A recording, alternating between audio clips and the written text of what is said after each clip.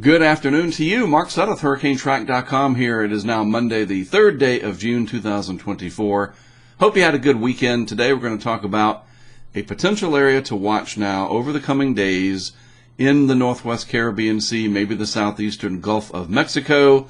Nothing down there right now, but what I want to show you is sort of what we're going to be looking for, the overall pattern, and kind of how all of this came to be. In other words, something's triggering this. What is it? We're going to take a look at that and kind of what to look out for as well in terms of, yeah, that's probably not going to happen. You know, basically arming you with the tools that you need to be better hurricane trackers yourselves. All right?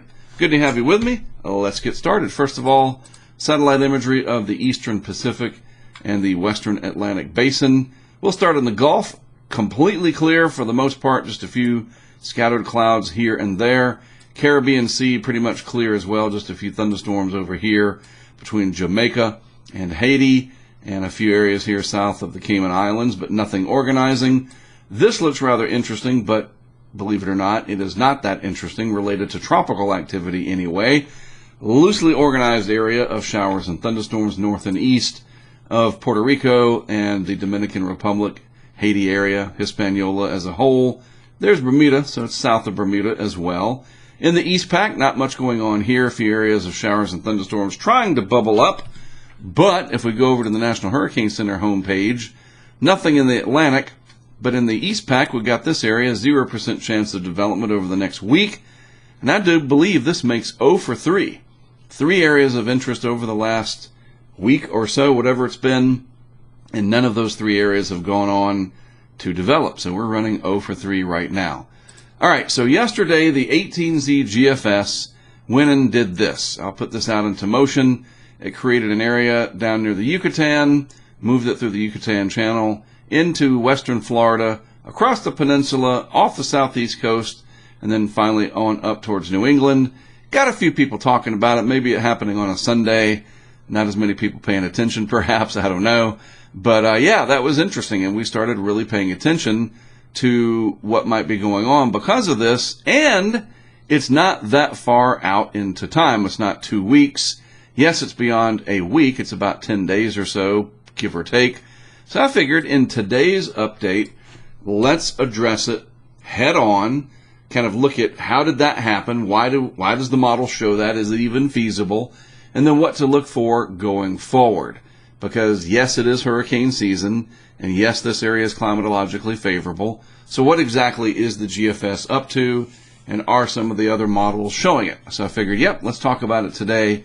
And again, kind of getting you ahead of the game to show you what to look for on your own in between my updates, or just whatever. It makes it so that you know what you're talking about when you talk about this kind of stuff with friends and family and otherwise, right?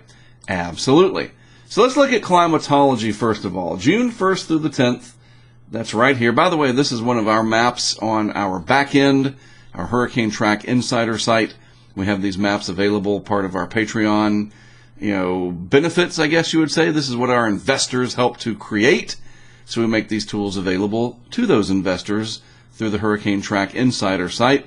A really neat tool put together by our friend Howard over in Bermuda so that I can show you important stuff like this. So the first question we ask, is it climatologically favorable to expect something in that area where the GFS brewed something up that kind of did like that? And the answer, of course, is yes. I'll highlight it in yellow. All of this area is favorable this time of year. We've seen that in the past. Now, all these little red dots down here are points of origin between now, or at least last year, and 1851. So absolutely something could happen down there. What about the next 10 days? Oh, it even fills in even more. So, yes, we do have to watch this area normally. Generally this box right through here, this time of year, that's where we would be watching. So this is not a surprise. It is not alarming. We were expecting that this could happen, especially this year, with how favorable everything is.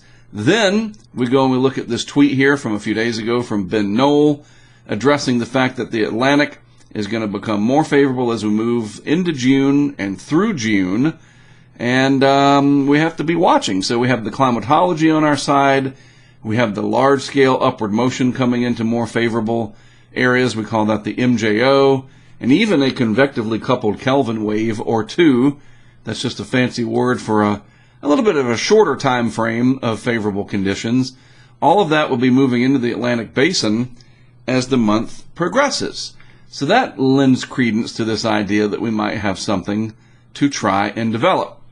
Now we go on the hunt for actual pieces of energy that could set things off. And if we look out across the deep tropics, there really isn't anything out here that I see right now that would show up on the scene and spark things off. However, sometimes it's more about the convergence or the piling up of air that sets things off. It sort of comes out of nothing, if you will, rather than a tropical wave coming along and that itself becomes the seedling. They can certainly help, but you don't always need them.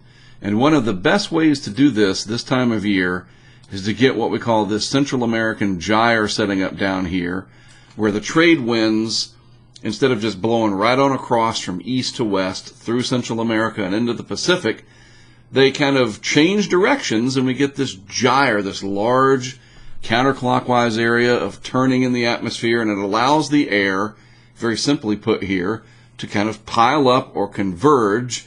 And when you do that, you lower the pressures, you build up showers and thunderstorms in the atmosphere, and the whole chain reaction can at least get its beginnings.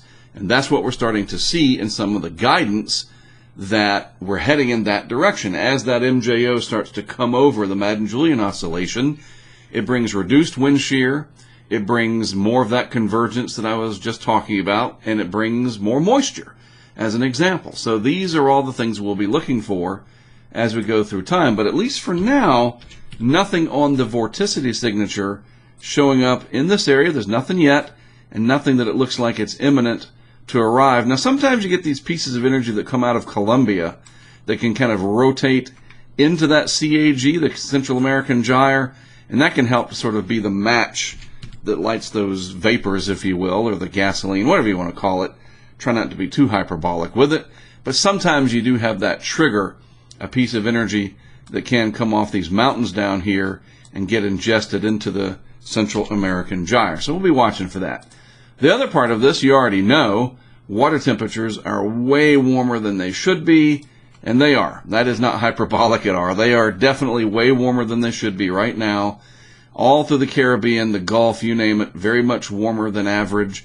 So that is certainly a positive in the way of suggesting that something could get going down there.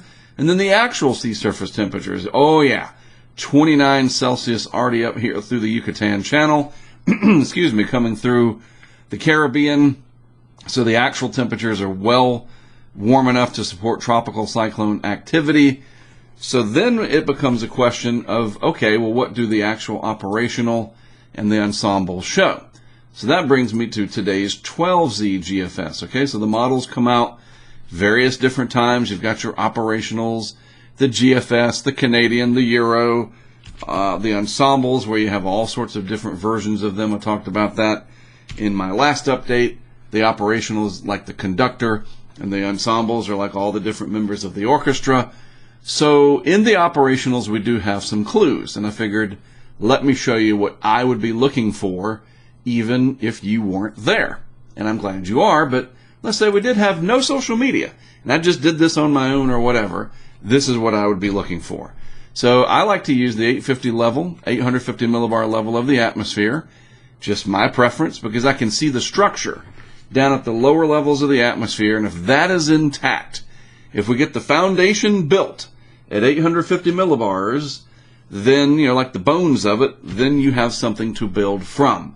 This also shows me where pieces of energy might come from. You can see these little streamers that come off of South America down here. These are your wind barbs, and generally everything's just kind of moving through like this, more or less from east to west. This is our current setup, or what we call the initialization. So let's move this out to 48 hours and see what has changed. Not a whole heck of a lot, but we are starting to see the makings of a change here, where the winds are starting to get pinched off a little bit. So they're not just coming through east to west with a little bit of a bend. That is quite a marked difference down there in the East Pac and into the Western Caribbean. So let's go out another day or so. There's 72 hours. It's even more pronounced. And then by 96 hours, we definitely start to see more of these yellows, a few oranges down here. The air starting to pile up, a lowering of the pressures. And with all of this warm water around and the natural tendency for pressures to lower down in this area, it wouldn't be surprising at all to see a low pressure region develop. So let's just go out one more day to 120 hours, day 5, and let's see what things look like then. So by day 5, you really do get a sense that the winds are, starting to come in here counterclockwise by and large. Some disturbed area of weather here over the Yucatan near Belize and southern parts of Yucatan, Mexico. And okay, there could be something there. So now let's look at a few other clues and maybe see, let me see if I can find some anomalies. So the anomalies here, yes, they are lower than average. So the sea level pressure generally lower all through this region. That's what these blues show. 1,009 millibar low analyzed by the model down there in the Gulf of Honduras. So yes, this starts to lend credence that even by day 5, we could have something trying to develop down there. Let's go back over to the other chart and let's just see what happens. There's day 5, day 6, day 7 right there. So the GFS operational, trying to develop some low pressure down here. Sorry, my telestrator's being goofy. And, that's a big rainmaker at the very least. So our folks in the Cayman Islands, points west toward and north towards the Isle of Youth, western Cuba. You're going to want to watch this because we're not just looking for hurricanes. That is the end game, so to speak. I know that's what matters the most to most people, but you start with a disturbance. And even these disturbances can bring a lot of rain. They disrupt cruise ship plans, even large disturbances. So there's a lot more to this than just, oh, is it a hurricane? And if it's not, I'm not interested. We got to get away from that mindset. But also, this is what I look for. And we like to see, do other models generally show this? Now, I don't want to make this a long, drawn-out update. I'm trying to get these shorter this year and really get to the point on things as best I can. But believe me, even the ensembles are starting to pick up on this. So other members of different models are also seeing this in one form or another. So it is something to watch, and maybe within the next couple of days, just speculating here, if enough of reliable models show this, the Canadian, the Euro, the GFS, maybe the UK Met model, and it's in the ensembles, wouldn't surprise me that maybe by midweek, the National Hurricane Center breaks out the yellow, and we see that area highlighted with a low probability of development. Again, no surprise at all.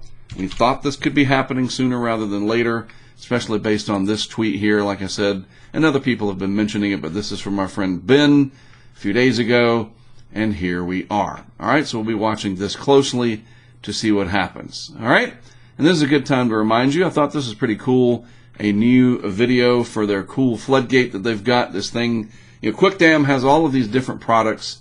A lot of them are water-activated flood bags and various other related products where you use the water to fight water. It activates this polymer, it swells up, and you get basically like a sandbag, but it's not sand.